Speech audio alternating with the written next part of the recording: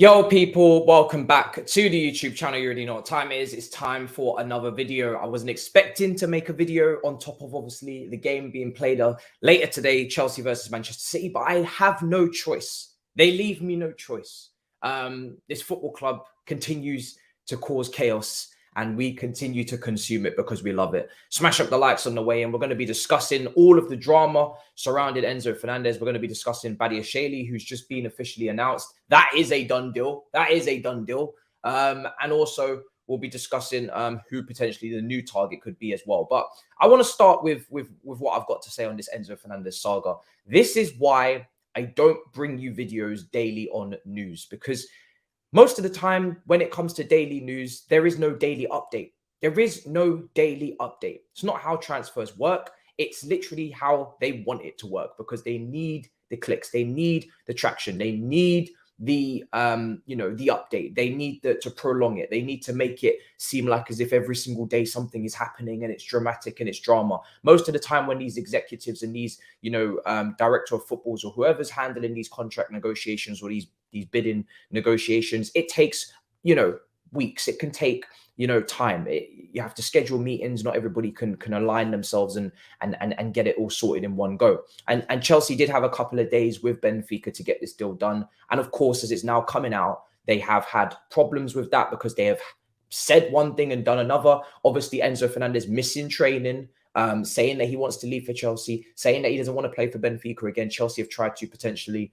maximize on that. And try to capitalize on that, and it's not worked, because Benfica, as we always knew at the start of this transfer saga, Benfica, one, did not want to sell Enzo Fernandez, and two, they wanted to let him go for the release clause or nothing, because it is January, because he did just sign last summer. He is contracted for a very long time. He's on their books. He's young. He's 21 years old. He's very, very marketable, very profitable, and they know there's going to be interest in the summer. And regardless of Enzo Fernandez doing what he's doing, trying to push the move, if the window closes, Benfica will know this, because they've dealt with this before. If the window closes, they will, and he will have to get on with it and continue playing, and then wait until the summer.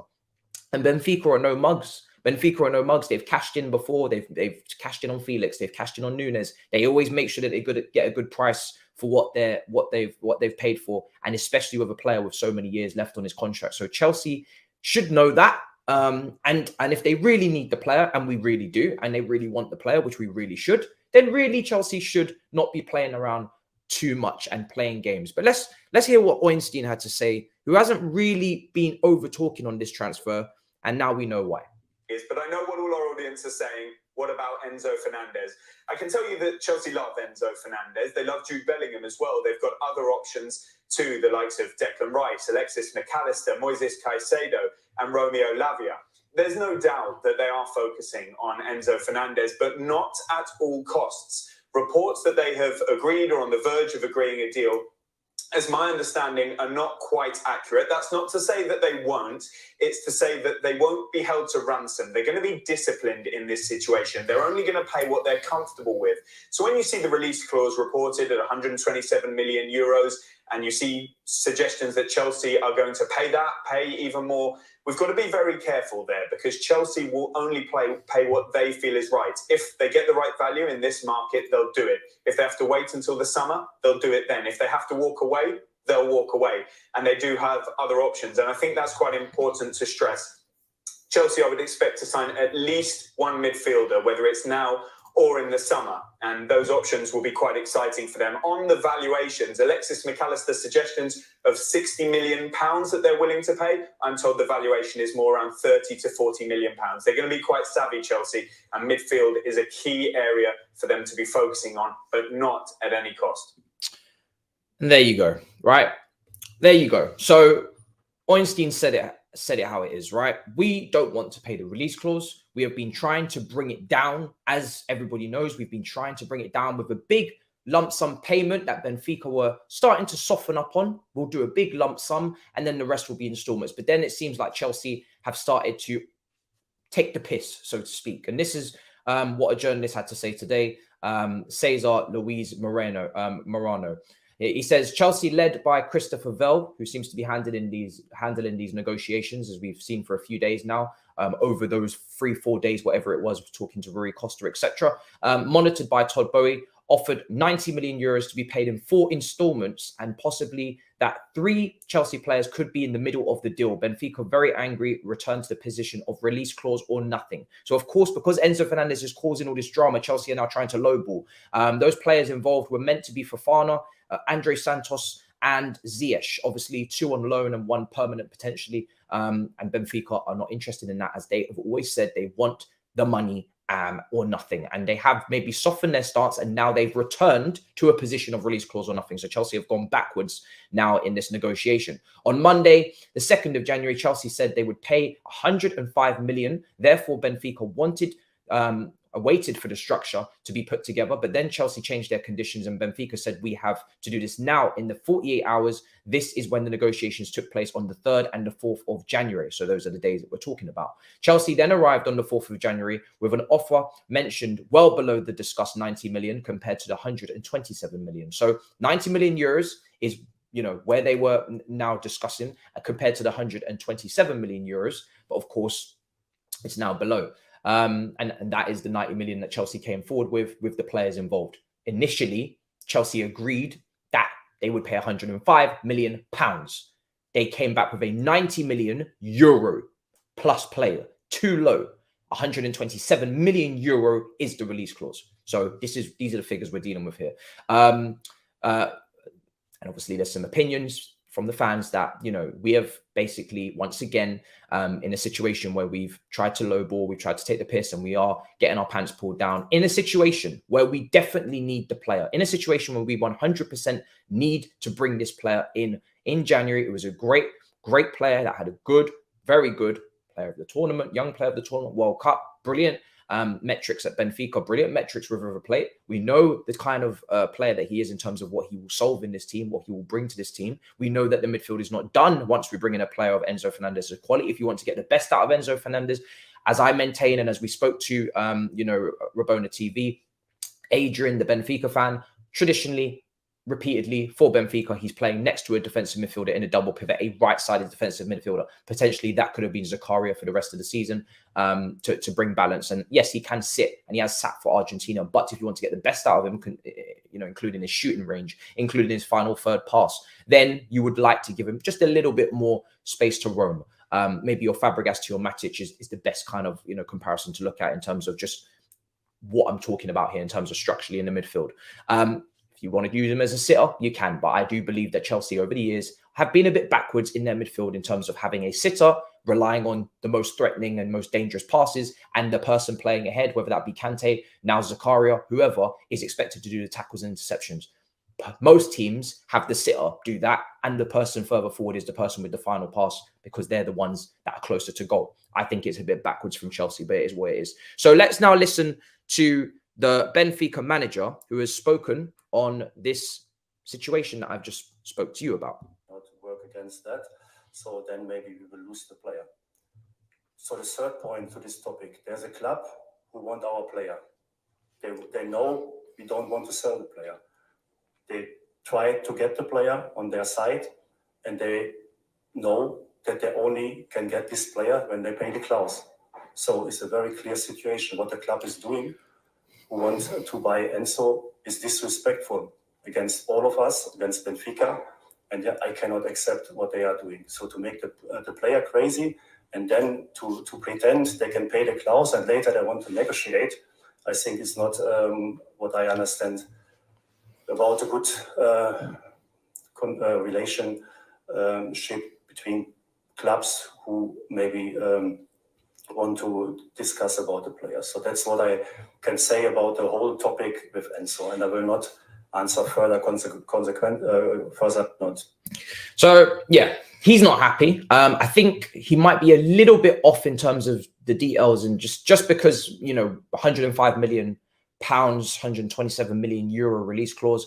I need to check the gap between those two figures, but that was what was agreed, and then that was what the release clause was. So Chelsea are round about trying to pay as much as they can of that release clause. And obviously they've lowballed it to 90 million euros. But of course, outside of that, he's fuming because of the whole situation in terms of, you know, the player being unsettled, the player missing training, the player being expecting to really make that move. And now it looks like it's not going to happen. Now, I'm not going to lie to you. The reason why I'm making this video is because I would be very surprised if this deal got back on track. I do feel like the clubs now, once you have a moment like this between two clubs where you feel like you've almost been disrespected, you've had your time wasted, it's very easy now for Benfica to potentially dig their heels in and say, you know what, we're not actually going to do business with you unless Chelsea pay the release clause. Again, it comes back to that. If Chelsea pay the release clause, then Benfica, from my understanding, will have nothing to say. But, you know, there's nothing they can do. But if Chelsea are not going to pay the release clause, I do believe Benfica, I do believe what they say. They don't want to negotiate anymore. They've had enough. They're annoyed. And Chelsea, you know, have tried to lowball them in a situation because they thought they could take advantage of a player being unsettled. It's very, very annoying from my point of view because I really do want this player. And I feel like we've shot ourselves in the foot here because now Fabrizio is reporting that we're moving on to other targets, potentially Caicedo. That's not going to be cheap at Brighton. Slightly different type of player as well. But I was very excited about Enzo Fernandez, but at no point would I ever put out on this channel that it was done until the player is holding up the shirt, because this is why. Now, speaking of done, it is done for Badiashile. He is a Chelsea player. You know, we've got the quotes, we've got the pictures. He has signed. He is holding up the shirt. He is going to be, I think, announced or at least shown to the fans before the Manchester City game tonight. He says, "I'm very happy to be here, Chelsea. I'm so excited to start playing for the club. I can't wait to see the fans and start playing in the best league in the world." So, you know, Badiashile is here. We did Everything You Need to Know episode on him with Joe Tweedy, if you haven't checked it out. I think for me, on this signing, again, I've spoke to Joe Tweedy. You know, he's given us the pros, he's given us the cons. Make of that what you will. He knows the player extremely well. For me, I'm not sure. There's some parts of his game that, you know, are promising, the physical attributes, and there's some parts of his game where he looks a little bit rash. Hopefully he doesn't become an upper Moncano and he becomes more of a Canate. We'll have to see. But at least he's here. Do you know what I mean? It is a done deal. There is no speculation on that side of things, and it is job done. So I'm just trying to see in this situation what Chelsea are going to do next with this midfield, because I do believe now that, you know, we have kind of screwed this up. And it's very frustrating. I think Todd Boehly and whoever else involved, Christopher Vivell, you've got to learn a lesson from this. You know, when Benfica say they mean business, they mean business. Do you know what I mean? So very frustrating on our side of things. We look a bit stupid again. It's not the first time this has happened under this ownership, especially last summer. But last summer was a little bit more excusable. They were new. They just come in. This now is it's getting a bit stupid now. It's getting a bit stupid. It's annoying. And yeah, it just goes to show it's not done until it's actually done. Now, you know, everybody was reporting on, you know, Felix's post about it being a done deal. From what he says in his tweet responding to all of this happening, of course, he's talking about, you know, the transfer being signed off, but then it needs to go through international clearance. But before that, lawyers get involved, and you know, according to him, the lawyers have changed some of the terms, and this is what the manager's talking about, agreeing on a fee, and then the lawyers coming in after the deal sheet, the transfer deal sheet had been signed, and you know, the signatures are there apparently from everyone. But according to the manager and according to Felix, that has now Chelsea have tried to change that last minute to try and, you know, bully Benfica, or to try and take advantage of Benfica, and it hasn't clearly worked. So I don't think he was lying. I do think he had, you know, a very strong source. I think he's shown that in the detail that he provided, but this is why I did not report it on this channel, is because, one, I think the ITK game is very risky. The ITK game is very risky, as you can see. But two, it's not done until it's done. And that's why you've got to have more than one source. That's why you've got to have 2 or 3 sources. That's why people like Ornstein and Fabrizio Romano, 9 times out of 10, take so long to give you the information. And it is a few days behind, because they want to make sure that it is absolutely, fundamentally, bombastically, emphatically correct. And when you try to jump the gun, and when you try to be early, even with strong sources, you can get caught out, and this is what happens. So it's unfortunate, but you know, I don't devil in this business, and now you lot know why. So Let me know your thoughts down below on the Enzo Fernandez situation. Let me know what your thoughts are from the Benfica manager. From, you know, obviously Ornstein has basically said what is the situation as well. And let me know what you think of Caicedo being potentially our next target from Brighton. How much will that cost? I don't know. I think it's minimum 60 million, to be honest. And then, of course, Badiashile is our new player. Big up your damn selves. It's been so I wouldn't say it's been a pleasure, because I'm very annoyed, but you know, at least we have a lot of time left in the January transfer window to sort ourselves out. We need to get a midfielder, and we need to get a right back. And on this Mudryk situation, I don't know if we're trying to troll Arsenal and we're trying to, you know, make a statement or whatever, but we need a midfielder and we need a right back. And I would love us if we could focus on what we need to improve ourselves instead of trying to always constantly hijack deals. If it is true that we are really in for Mudryk, until I see a bid, I am going to remain cautious. There could be agent games going on. But all I'm trying to say is, can we please stick to the plan? The right back situation and the midfield is on its last legs. If you can get that sorted, and then you want to go for a winger and, you know, let a Pulisic go or Ziyech go to go and play first team football, fair enough. But please stick to the priorities, because the priorities are absolutely diabolical situations that we must sort. I'm sick and tired of it. In a bit, people. Peace.